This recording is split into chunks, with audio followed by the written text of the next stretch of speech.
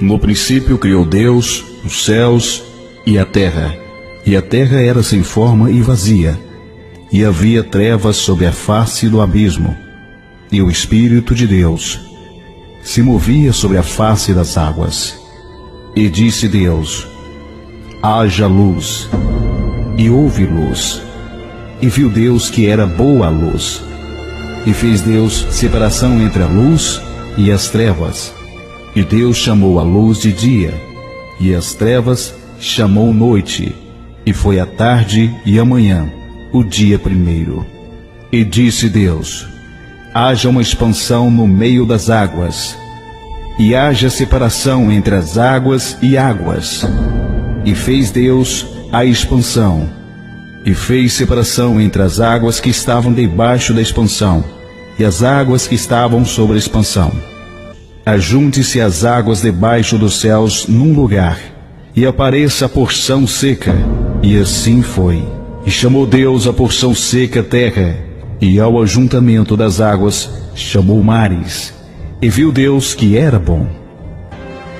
E disse Deus: haja luminares na expansão dos céus, para haver separação entre o dia e a noite, e sejam eles para sinais e para tempos determinados, e para dias e anos, e sejam para luminares a expansão dos céus, o luminar maior para governar o dia, e o luminar menor para governar a noite.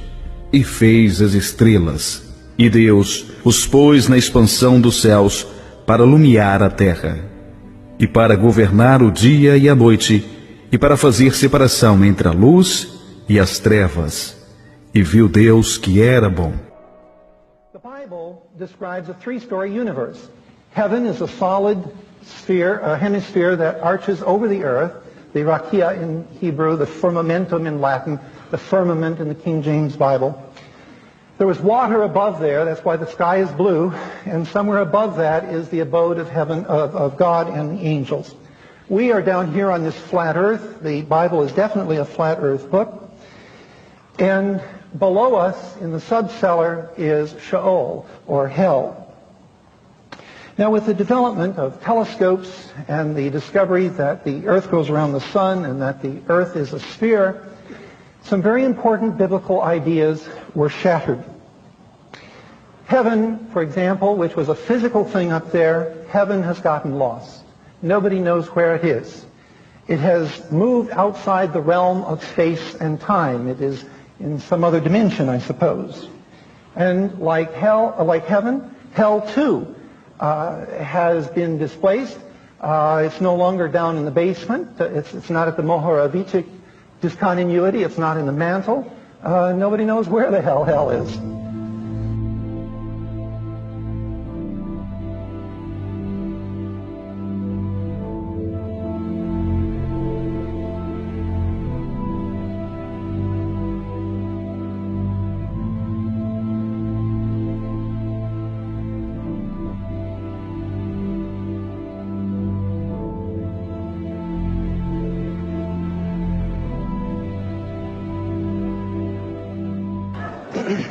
Now, as long as we had this three-story universe with a physical heavens to which the sun and the moon and the stars were attached, the Magi could very easily follow a star, which was not many thousand feet above them. They could follow the star to the birthplace of Jesus. But without the firmament and the stars many light years away, the Magi could not do that. The ascension of Jesus, for example, in light of what we really have, that we are a planet flying through outer space, the ascension of Jesus now is seen not to be a miracle, but a simple absurdity. Jesus supposedly lifted off the launching of the Lord. And where did he go?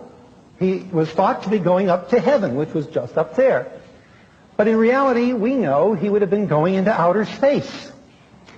Now, what would he do to survive in outer space? You see, Jesus was still breathing after the resurrection. We are told that Jesus breathed on the disciples to give them the Holy Ghost. And we'll have more to say about the Holy Ghost and Spirit in a moment. But anyway, Jesus was going up into outer space, and how he would breathe up there, I don't know. Why a God would breathe anyway is an interesting question. Now, the temptation of Jesus will have to be thrown out. Remember, the devil supposedly took Jesus up onto a high mountain and showed him all of the kingdoms of the world. Now, that will work if the earth is flat, but it won't work if the earth is a sphere.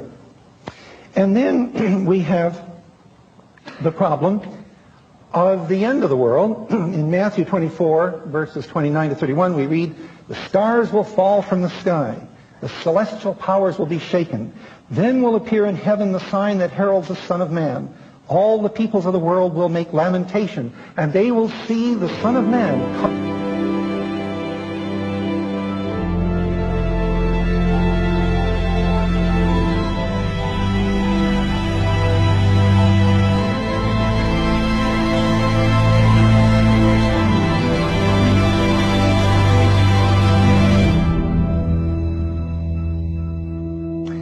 Another thing that goes by the by are these things called angels. In Greek, the word is angelion, or angelos rather, and it means a messenger, which is an interesting word when you think about it. Why call these things messengers? Well, in the three-story universe, we had to have communication, upstairs, downstairs, and in the ladies' chamber or whatever. Only once in the ladies' chamber. You all know the visit of the angel to Mary. But we don't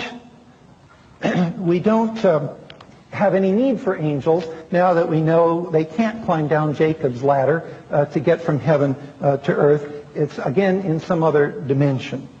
So this whole thing of heaven, hell, and of course with it the idea of eternal punishment, eternal reward, are certainly very enigmatic ideas.